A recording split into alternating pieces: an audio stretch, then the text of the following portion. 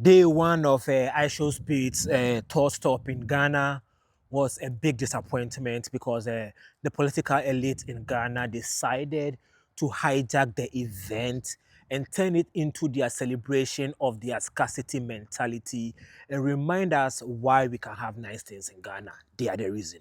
My name is Enebi Tony. I'm a Ghanaian writer who lives in the US. On this channel, I talk about geopolitics and trade from the perspective of an African. And so, if you are interested in intellectual conversations, subscribe to this channel. Now, this is a little bit of an emotional rant from me, so let me just get right into it. Let me start by saying this.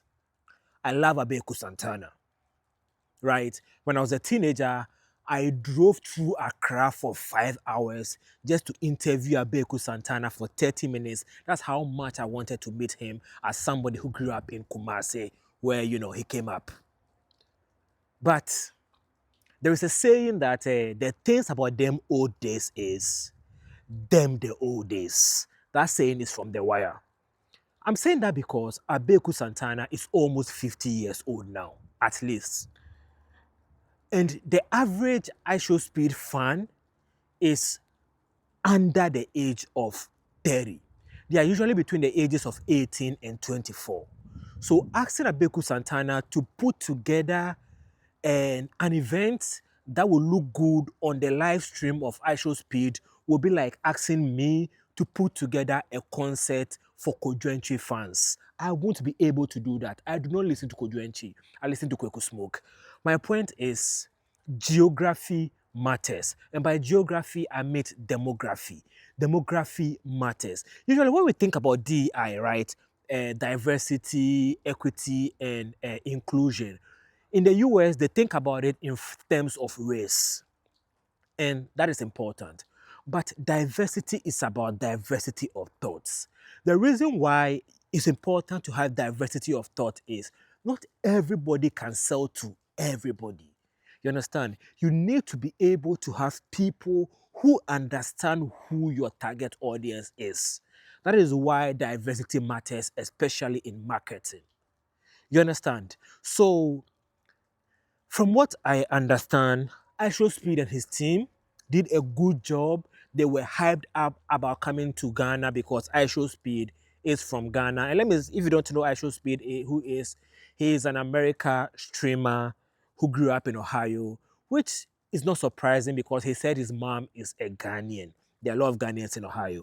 So IShowSpeed, wherever in Africa he was, he's been in Africa for the past over 20 days. He started out a 28-day tour of Africa, which started on December 29th, and now he's in Ghana. His last but one country in Africa he's going to visit before going back to the US. And Ghana is supposed to be his big one. So he started out at Asiniwa Fall in the eastern region. I love Asiniwa Fall. And he started with some massages, beautiful women around him. And then from Asiniwa, he went to the Ekropon, or what do they call the name of the Hene of Ekropon?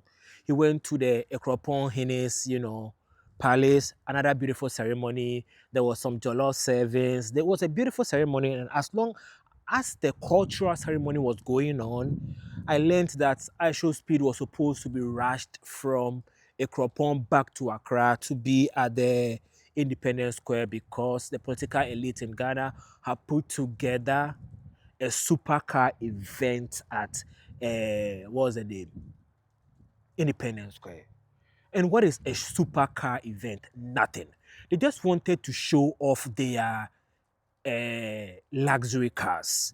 And this is where my earlier rant about scarcity mentality comes in. I live in the US. I've lived in America for almost 4 years now. I'll tell you this. Luxury cars mean nothing to an average American. They are 18-year-old boys driving Tesla around. They are people using Range Rovers and any type of luxury car you can think about as Uber over here. You understand? So the luxury cars you are hyped out about showcasing to the world that there are people with money in Ghana means nothing to the people you are trying to show off for. That external validation you are trying to seek makes you look like a poor person because only a poor person will be hyped up about material things when you can put out an experience. You understand? The reason why the cars were a big deal in IShowSpeed stop in South Africa wasn't because of the cars, it was because of the experience with the car. The things that were done with the car. Just showcasing cars means nothing. I saw some screech on the, with the car at the Independence Square, but it wasn't as beautiful as the ones in South Africa because the people doing it are not professional car screechers like they were in South Africa. You understand? So, what would have made the Ghana stop a best or a good experience for the people who will be watching iShowSpeed on their streams is if we showcase the things that make us Ghanaian. Why are we still chasing external validation? Forgetting the things that make us who we are. The culture. That's what iShowSpeed tour is supposed to be about. He's supposed to showcase Africa's culture, Africa's people, and community. So yeah, the Asiniwa 14 beautiful showcase of African culture. The Ekropon Hines Palace beautiful showcase of African culture. The flip on top of the Independence Square beautiful showcase of iShowSpeed's energy, and that's about it. The cars at the Independence Square added nothing. If iShowSpeed was driving from Ekropon to, let's say, Cape Coast, and he stopped by the Independence Square to do the flip, that would have been something. But putting together a whole event for that shows scarcity mentality. And if you don't know what scarcity mentality is, let me give you an explanation of what it was popularized by Stephen Covey, who wrote the book 17 Habits of Highly Effective People. And it is 7 habits of highly effective people. And he was talking about how there are two mentalities, right? You have the abundance mentality where you believe in possibilities. You have the scarcity mentality where you believe that there's a whole lot of scarce resources, and so you have to be competitive for it. Right? Understand? And I've noticed that because Ghana is a poor country, our leaders exhibit high level of scarcity mentality. And when I say Ghana is a poor country, I'm saying this as a empirical fact. I live in the US. The poorest state in America is Mississippi. Mississippi is the state Americans make fun of as, a state nobody wants to live. And Mississippi has a GDP of over 120 billion dollars. Ghana's GDP is less than 90 billion dollars. The one state, Mississippi, has a higher GDP than Ghana. The average per capita in Mississippi is around 40,000. That means that each person in Mississippi, if they divide by their GDP, everybody getting 40,000. The average per capita in Ghana is around 2,000. You understand? See the difference? So your attempt to show the world that you are not a poor country is making you look poor. You understand? You have to be true to who you are. Showcase your beauty, showcase your culture.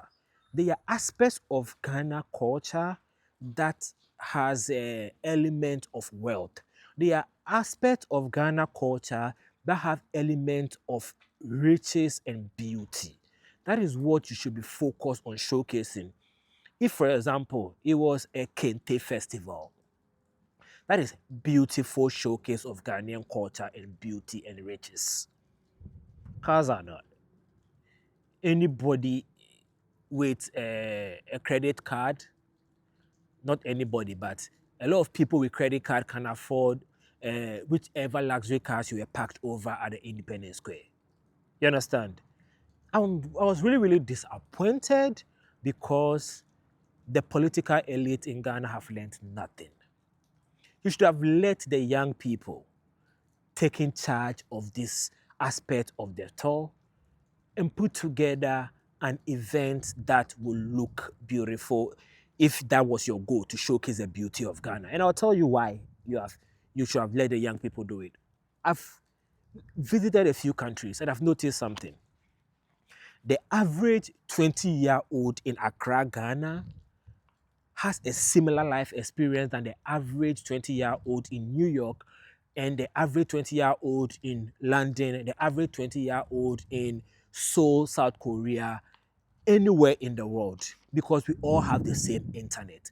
So the average young person in Ghana knows what an average IShowSpeed fan would want to see than 50-year-old Abeku Santana. You understand? And I'm calling out Abeku Santana specifically because he's the only person whose name I remember from the Ghana Tourist Board. It's not personal. I mean, it's personal, but he's somebody I like. So I was disappointed to see that he's somebody leading the charge in this disappointment. I just wanted to rant a little bit. My name is Celebi Tony, and subscribe to my channel. Normally, I don't rant like this. I give data and all that. Today I just wanted to rant because I was disappointed.